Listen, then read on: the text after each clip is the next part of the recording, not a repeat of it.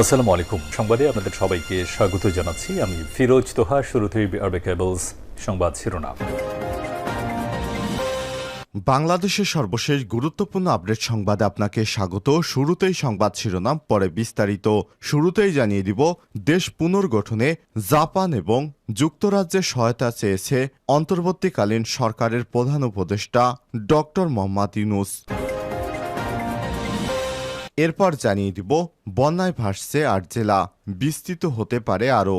দুর্যোগ ব্যবস্থাপনা এবং ত্রাণ মন্ত্রণালয়ের অতিরিক্ত সচিব কে এম আলী রেজা জানিয়েছেন, দেশের মধ্যে ভারী বৃষ্টি আর উজানের ঢল সুনামগঞ্জ, মৌলভীবাজার, হবিগঞ্জ, ফেনী, চট্টগ্রাম, নোয়াখালী, কুমিল্লা এবং খাগড়াছড়ি জেলা বন্যা কবলিত হয়েছে।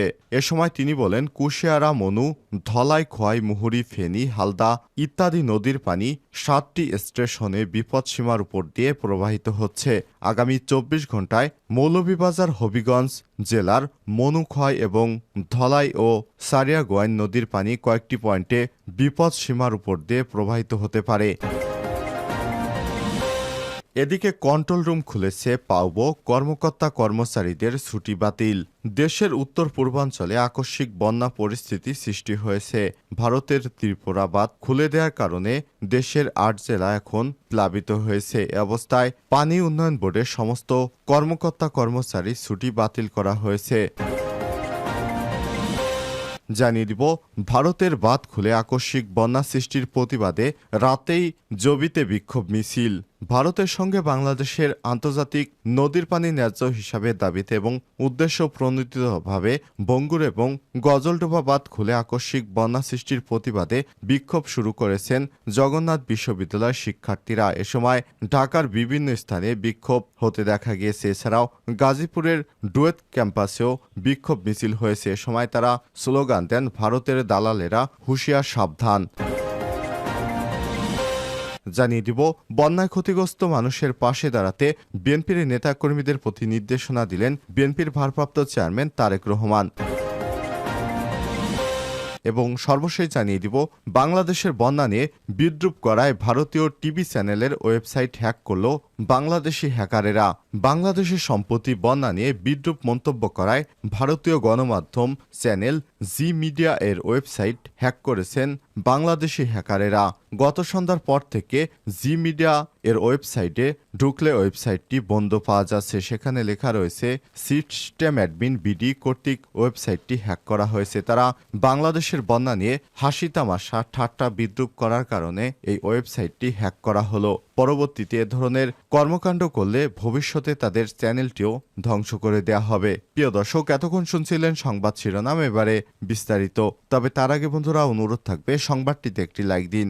এই চ্যানেলে আপনি নতুন হয়ে থাকলে আমাদের সংবাদটি দেখতে দেখতে চ্যানেলটি সাবস্ক্রাইব করে রাখুন। কমেন্ট করে জানিয়ে দিন আপনি বিশ্বের কোন দেশ থেকে আমাদের সংবাদটি দেখছেন। আর বন্ধুরা, জানিয়ে দিন এই সংবাদ সম্পর্কে আপনার মূল্যবান মতামত। এবারে বিস্তারিত। দেশ পুনর্গঠনে দুই দেশের সহযোগিতা চাইলেন ডক্টর ইউনূস। বাংলাদেশ পুনর্গঠনে বড় আকারে অর্থনৈতিক সহযোগিতা প্রদানের জন্য জাপান এবং যুক্তরাজ্য সরকারের প্রতি আহ্বান জানিয়েছেন অন্তর্বর্তীকালীন সরকারের প্রধান উপদেষ্টা অধ্যাপক ডক্টর মোহাম্মদ ইউনূস। ২১শে আগস্ট রাষ্ট্রীয় অতিথি ভবন যমুনায় বাংলাদেশে নিযুক্ত ব্রিটিশ হাইকমিশনার সারা কুক এবং জাপানের রাষ্ট্রদূত ইয়োমানা কিমোনির প্রধান উপদেষ্টার সঙ্গে সৌজন্য সাক্ষাৎকালে এই সহযোগিতা চান তিনি। বৈঠক শেষে প্রধান উপদেষ্টার প্রেস সচিব শফিকুল আলম ফরেন সার্ভিস একাডেমির ব্রিফিংয়ে সাংবাদিকদের এসব তথ্য জানান। খবর বাসসের। বন্যায় ভাসছে ৮ জেলা, বিস্তৃত হতে পারে আরও। দুর্যোগ ব্যবস্থাপনা এবং ত্রাণ মন্ত্রণালয়ের অতিরিক্ত সচিব কে এম আলী রেজা জানিয়েছেন, দেশের মধ্যে ভারী বৃষ্টি আর উজানের ঢলে সুনামগঞ্জ, মৌলভীবাজার, হবিগঞ্জ, ফেনী, চট্টগ্রাম, নোয়াখালী এবং কুমিল্লা, খাগড়াছড়ি জেলা বন্যা কবলিত হয়েছে। এ সময় তিনি বলেন, কুশিয়ারা, মনি, ধলাই, খোয়াই, মুহুরী, ফেনী, হালদা নদীর পানি ৭টি স্টেশনে বিপদসীমার উপর দিয়ে প্রবাহিত হচ্ছে। এছাড়া আগামী ২৪ ঘন্টায় মৌলভীবাজার এবং হবিগঞ্জে জেলার মনুখোয়াই এবং ধলাই ও সারিয়াগঞ্জ নদীর পানি কয়েকটি পয়েন্টে বিপদসীমার উপর দিয়ে প্রবাহিত হতে পারে। আগামী 48 ঘণ্টায় দেশের উত্তর পূর্বাঞ্চল তৎসংলগ্ন উজানে মাঝারি থেকে ভারী বৃষ্টিপাতের পূর্বাভাস দিয়েছে। ফলে এ সময় উত্তর পূর্বাঞ্চলের সিলেট, সুনামগঞ্জ, নেত্রকোনা, মৌলভীবাজার এবং হবিগঞ্জ জেলার প্রধান নদীসমূহের পানি সমতল কতিপয় পয়েন্টে বিশেষভাবে বৃদ্ধি পেতে পারে। এ সমস্ত এলাকায় সতর্কতা জারি করা হয়েছে। ফেনী জেলা প্রশাসকের দেয়া প্রতিবেদন অনুযায়ী 78টি আশ্রয় কেন্দ্রে 1600 জন মানুষ আশ্রয় নিয়েছে। অন্যান্য জেলাগুলোর প্রতিবেদন এখনও পাওয়া যায়নি। এখন পর্যন্ত সবচেয়ে বেশি বন্যায় আক্রান্ত হয়েছে ফেনী জেলা। কন্ট্রোল রুম খুলেছে পাওবো, কর্মকর্তা কর্মচারীদের ছুটি বাতিল। দেশের উত্তর পূর্বাঞ্চলে আকস্মিক বন্যা পরিস্থিতি সৃষ্টি হয়েছে। ভারতের ত্রিপুরা বাঁধ খুলে দেয় দেশের 8 জেলা এখন প্লাবিত। এমন পরিস্থিতিতে বাংলাদেশের পানি উন্নয়ন বোর্ড পাওবো বন্যা পূর্বাভাস এবং সতর্কীকরণ কেন্দ্র কন্ট্রোল রুম খুলেছে।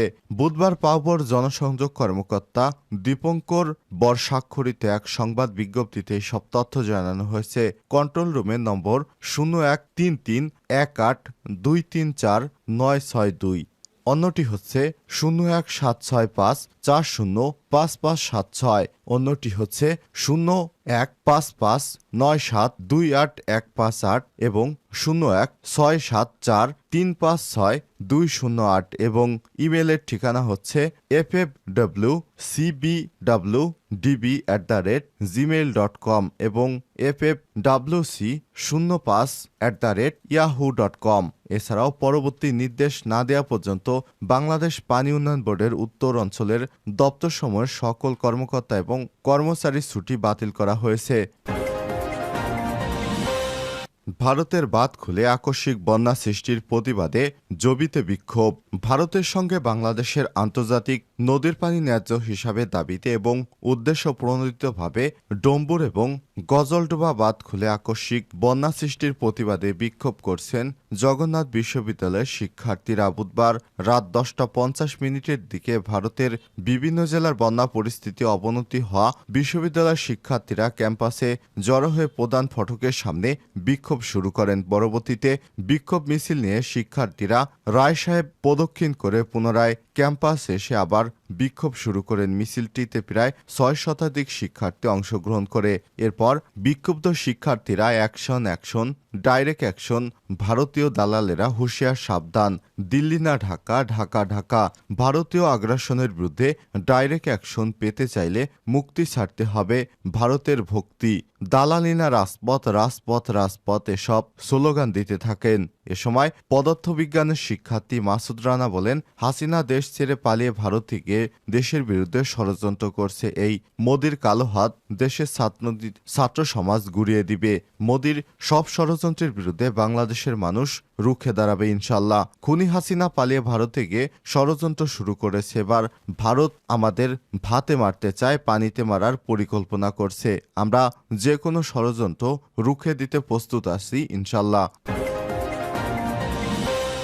বন্যায় ক্ষতিগ্রস্তদের পাশে দাঁড়াতে বিএনপির প্রতি তারেক রহমানের আহ্বান। বন্যায় ক্ষতিগ্রস্ত মানুষের সহায়তার জন্য দলের সব স্তরের নেতাকর্মীদের প্রতি আহ্বান জানিয়েছেন বিএনপির ভারপ্রাপ্ত চেয়ারম্যান তারেক রহমান। বুধবার সামাজিক যোগাযোগ মাধ্যম এক স্ট্যাটাসে আহ্বান জানান তিনি। ভারপ্রাপ্ত চেয়ারম্যান বলেন, ধ্বংসী আকস্মিক বন্যা বাংলাদেশের পূর্ব এবং দক্ষিণ পূর্ব অঞ্চলের 4টি জেলায় আঘাত এনেছে, যার ফলে লক্ষাধিক লোক, অসংখ্য গ্রাম পানিবন্দী হয়েছে। সরকারকে অনুরোধ করছি এসব জেলা পরিবার জীবিকা এবং সম্পত্তি রক্ষায় প্রয়োজনীয় পদক্ষেপ নিতে হবে। বিএনপির সকল স্তরের নেতাকর্মীদেরকে আশ্রয়, খাদ্য এবং রসদ নিয়ে মানবিক ত্রাণ সহ ক্ষতিগ্রস্ত মানুষের সহায়তার জন্য আহ্বান জানাচ্ছি। এ সময় তিনি বলেন, আমাদের সব সময় মানবতাকেই সমুন্নত রাখতে হবে এবং সংকটের সময় একে অপরের পাশে দাঁড়াতে হবে। বাংলাদেশের বন্যা নিয়ে বিদ্রূপ এবং ভারতীয় চ্যানেল ওয়েবসাইট হ্যাক করল বাংলাদেশি হ্যাকারেরা।